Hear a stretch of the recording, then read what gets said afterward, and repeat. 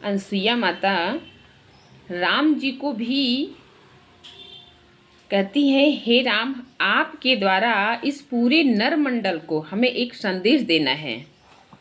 तो अनसुईया माता एक पूरे नरमंडल को संदेश देती हैं। सुनिए कुछ लाइनों में।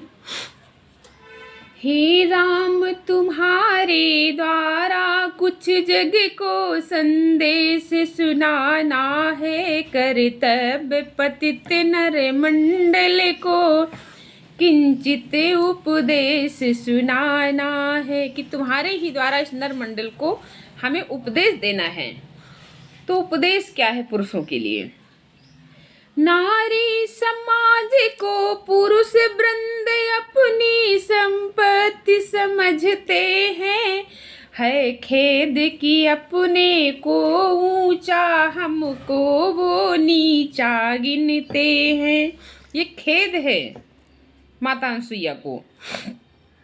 ये नहीं जानते हैं नर कितना अनुराग नारी का है। ग्रह में समाज के जीवन में क्या विस्तृत भाग नारी का है। नारी का बहुत बड़ा महत्व है, उनको ये पता नहीं है।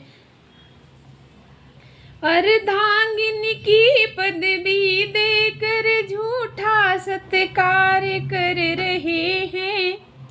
और सहधर्मिणी के पद पर्दे में अति अत्याचार कर रहे हैं, कि उन्होंने अर्धांगिन की पदवी तो दे दी है लेकिन अत्याचार खूब कर रहे हैं। वो भीषण दुख भरी गाथा बस नहीं कथन में आती है। पत्नी कह कर भी नारी की कैसी दुर्गति की जाती है। अपने को तो सर्वदा रखा पूर्ण स्वतंत्र, किंतु नारी को कर दिया नित्य वृंद परतंत्र। के आदमी ने अपने आप को पूरा स्वतंत्र रखा लेकिन नारियों को पिंजड़े में कैद करके रखा है ना। तुम पतिव्रता पति भक्ति हो ये उन्हें सिखाया जाता है। अपने पर वही बात आए तो भेद छुपाया जाता है। उनको तो बताया जाता है आप पतिव्रता पति भक्ति हैं, लेकिन अगर वो बात खुद पर आ जाए तो उनके लिए लागू नहीं होती है ना। अपने पर वही बात आए तो भेद छुपाया जाता है। अपना कर ले 10 भी विवाह तो भी होता व्यभिचार नहीं। नारी स्वधर्म से डिग जाए तो जीने का अधिकार नहीं। कहती है अनसुईया माता, हे राम, नारी अगर स्वधर्म से डिग जाए तो उसे जान से मारने के लिए लोग सोचते हैं, लेकिन खुद भी वही काम करते हैं। ये पुरुष जाति के लिए है। नारी स्वधर्म की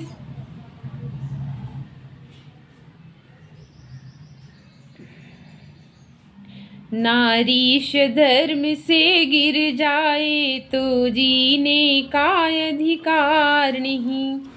बाहर के नाना दोषों से जीवन कुलसित करने वालों, इस दुनिया के दुर्व्यसनों पर मोहित होकर मरने वालों, सीखो तुम नारी मंडल से सच्चा निस्वार्थ कर्म क्या है। क्या प्रेम और क्या सहन शक्ति सेवा, क्या स्वधर्म क्या है। अनसुईया माता इतना ज़्यादा नारी को जितना उन्होंने बताया है उतना ही नर के बारे में राम जी को उपदेश देती हैं कि पूरे नर मंडल के लिए है। ये आपको मैं नहीं कह रही, क्योंकि आप तो स्वयं विधाता हैं, लेकिन उनके द्वारा ही ये उपदेश देती हैं कि मानो यही करेगा आगे, और कर रहा है ना।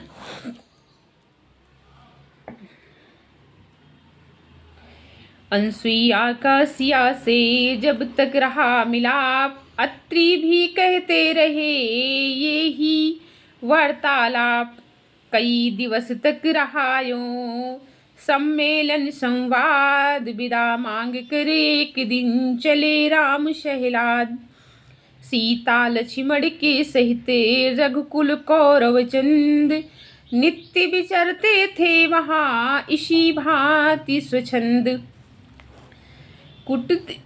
कटती थी रात कहीं वन में तो कहीं किसी की कुटिया में, दिन रात बीतता था इनका चर्चा की सरचरिचा में। जितने भी, कहाँ जा रहे हो चितू, चितिन, ए चितिन, रुको आ रहे हैं, रुको। चलिए आप लोगों को मैं यहीं तक बताती हूँ, आगे मैं फिर बताऊंगी अनसुईया माँ ने क्या क्या उपदेश दिए हैं।